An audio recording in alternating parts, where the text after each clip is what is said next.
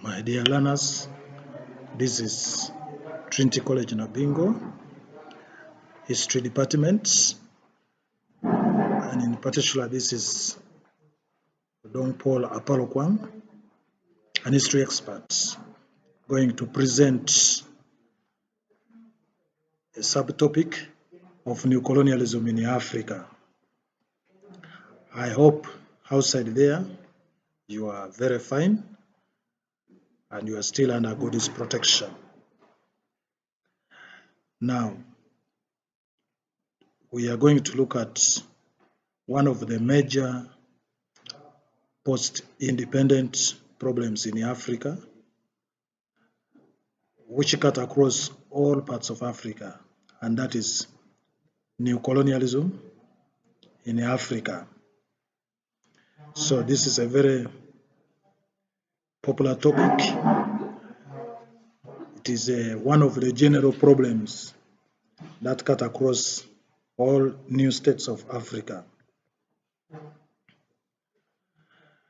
Now, under neocolonialism in Africa, we are going to look at briefly the background,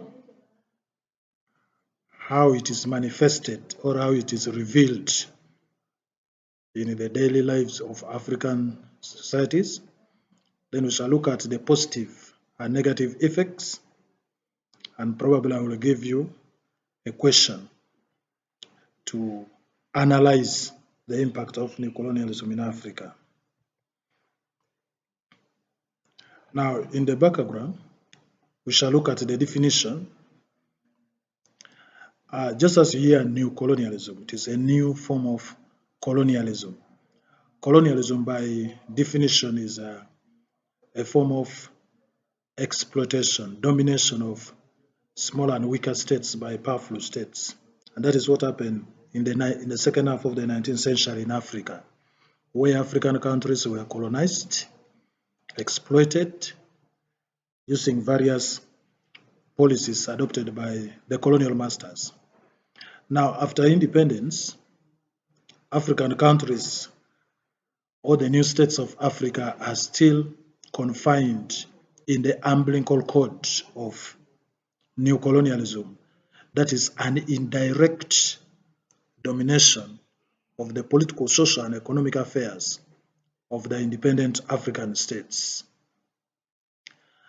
Just when you hear neocolonialism, it is a new form of colonialism. Kwame Nkrumah described it as the worst stage of imperialism, because it is a form of indirect exploitation of African countries. And the period of the studies from colonialism up to the present, from independence up to the present time. Now, this neocolonialism is promoted by the colonial masters through the independent governments in trying to exert their policies in Africa. So the African countries are the recipients of some of these challenges of neocolonialism. Now, when we talk of neocolonialism, neocolonialism is manifested in the political, social, and economic aspects in post-independent African states or the new states of Africa. Now, when we talk of the political aspect, we basically look at how some of the European powers still decide on what political system to be adopted by many African countries. Look at the social aspect and economic aspect. Now, from that point of view, we shall look at how it is manifested. Now, the manifestation is how something is revealed, how something is seen in the daily policies, the daily life of the independent African countries. Now, the following are some of the manifestations of neocolonialism, how we can notice neocolonialism in practice. We look at the adoption of multi-party political system by many African countries. So immediately after independence, many African countries opted for single-party system, and this was because the Eastern Bloc during the Cold War supported many African nationalists in the liberation struggle. But immediately after independence, most of them adopted the single-party system. But slowly, they dropped single-party system and adopted a multi-party political system. In Uganda, for example, there was a manifestation of a multi-party political system in the 1980 election, 1996, even 2006. Up to now, these are all forms of political system. But you find that the previous colonial masters or the donor countries tend to condition the African government to adopt the system that will suit their interest. Look at the civil wars in Africa, a form of neocolonialism. The civil wars, in most cases, the new colonial powers tend to offer financial, military support to rebels or to the government in power in order to propel these civil wars. Look at the military coups. Previously, we have talked about several military coups in Africa, but they are all motivated by the colonial masters. For instance, when Obote in 1969 declared Uganda a socialist state, they moved to the left in the Nachibubo pronouncement. This prompted the Western Bloc to support Idi Amin to stage a coup, which led to the overthrow of Obote, and then later they tried to use Amin to implement their policies. So even the perpetual stay in power, most of the leaders who have overstayed in power, they're always supported by the new colonial powers, the Western powers, because they feel that those ones are still dancing to their tune, or else they would overthrow them, carry out assassination, among others. Look at the foreign aid given to Africa as a form of neocolonialism, ideological conflict, where you find that Africans are divided into different ideologies, others adopting privatization or capitalistic tendency, while others are inclined to socialist ideology. Usually the powerful states tend to forge their policies to impinge the policies in African leaders in order to promote their interests. Look at multinational organizations. A good example, the Stanbic Bank, the Shell, the Coca-Cola. Most of them, they have their headquarters in metropolitan countries. And now they use those sub-centers in Africa to milk or to siphon African wealth. Dependence on colonial cash crops that are still considered the major cash crops, for example, cotton, sisal, rubber, among others. The regional imbalance, even some of the foreign aid which are given to Africa, they only promote development in some areas, urban centers, which left other areas underdeveloped. There is evidence of brain drain, where people move to developed countries to look for white-collar jobs. Some of the Africans who are gifted researchers, they tend to leave Africa and they go to Europe. These are all manifestations of neocolonialism. We even look at the education sector, the syllabus. Some of the syllabus that are being taught in Africa are basically intended to promote the interests of Europeans. For example, teaching things like look at in geography, prairies, whatever, Colombia. Teaching subjects, we are talking about European history. People are experts in that area, but you find that some people don't know even the history of their country. So the educational system that are basically theoretical. That is why the government came up with a policy of reorganizing the curriculum to ensure that they skilled the Ugandans and to drive towards the direction of being independent. Look at the Western religion that undermine the traditional religion. Look at the Western language, where people prefer to speak Western language. Some people with a few words in Western language feel so proud compared to people who are offering even local languages. That is a form of neocolonialism. Look at the Western leisure system, the use of Western medicine. Yet we have local medicines that can even cure more deadly diseases. Exploitation of natural resources. We can talk about oil, for example, in Uganda. You find the new colonial powers tend to come to ensure they exploit because they believe they are more advanced in the technology. Look at the interstate conflict in Africa, are all example of neocolonialism. Military invasion of African states. Can give an example in 2011 when Libya was invaded by NATO. That is a form of neocolonialism. People prefer Western marriage system as compared to African traditional marriage. When we look at this Western marriage, they are even more expensive, over-exaggerated, but people tend to be more proud of this Western marriage as opposed to the traditional system. The family system, people prefer the nuclear family instead of the extended family system in Africa. That will add more values compared to the nuclear family. Most of the young people prefer the foreign films, the dressing code. People prefer dressing in European style. These are all evidence of neocolonialism. Preference on Western diets, preference on foreign industries, as opposed to the establishment of import substitution strategies. Existence of organizations like the Commonwealth.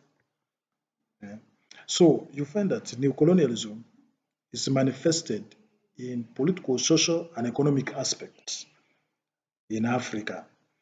Now, because of that, we can assess and find that this neocolonialism had both positive and negative effects.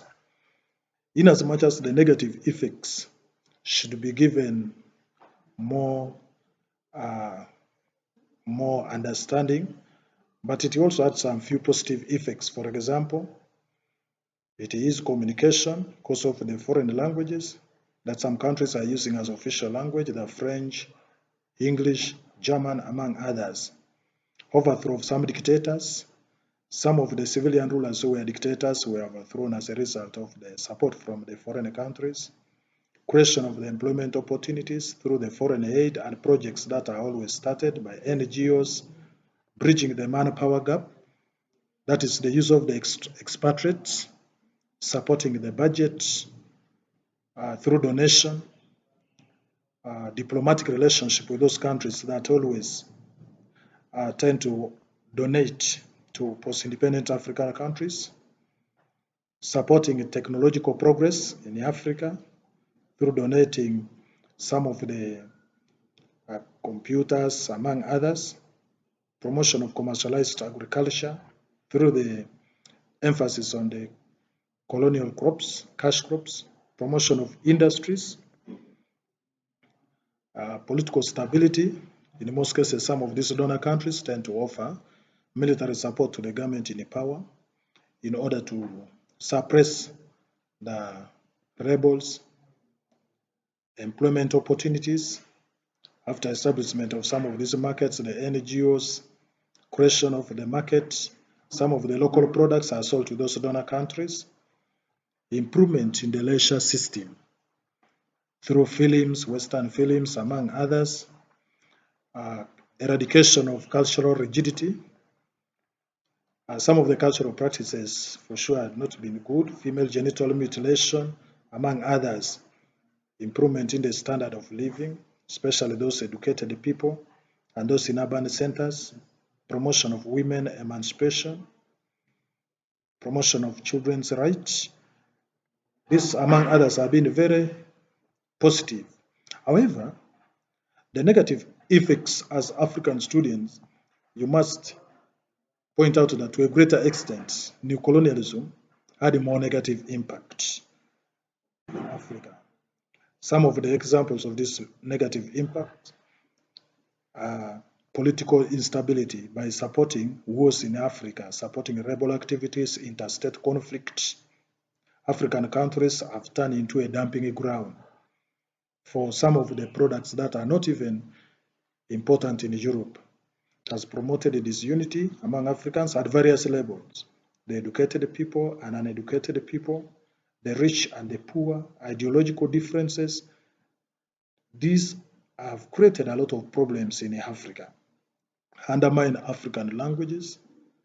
That is why Africans are unable to communicate very well in their local languages, thus killing the culture of Africa. Decline in local industries that used to produce iron implements are now dependent on the foreign industries that need people who are highly educated with the skills that they have attained from different learning institutions. There's a dependency syndrome where Africans have turned to depend on the Western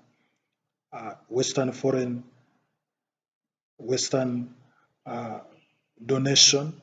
This has killed that momentum, enthusiasm of hard work. It has promoted theoretical education, which has created more problems of unemployment, undermine African leisure system. Now, the Europeans have introduced leisure systems which are more expensive compared to the African traditional system that was very cheap, which was affordable and could bring Africans together and were more practical than the passive leisure emphasized by the new colonial powers. Undermine African culture, overthrow of African leaders. Apart from overthrow, some of the leaders were even assassinated. Can give an example of Edward Molein in Mozambique. Can talk of Samora Machel. Some of these leaders who tried to oppose the colonialists. Look at Gaddafi, the recent assassination in 2011. These are all motivated by the new colonialism. Promotion of Western ideologies like capitalism, multi-party political system, which undermine African traditional ideologies. Undermine African traditional religion in favor of the Western religion. It has also promoted the regional imbalance.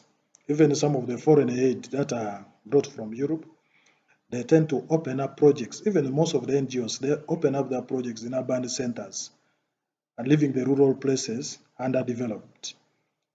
Then it has ensured Africans suffered debt trap. In most cases, some of the foreign aid are given with a string attached, and some of them with a very high interest rate, which kept Africans in the poverty level, in the debt trap.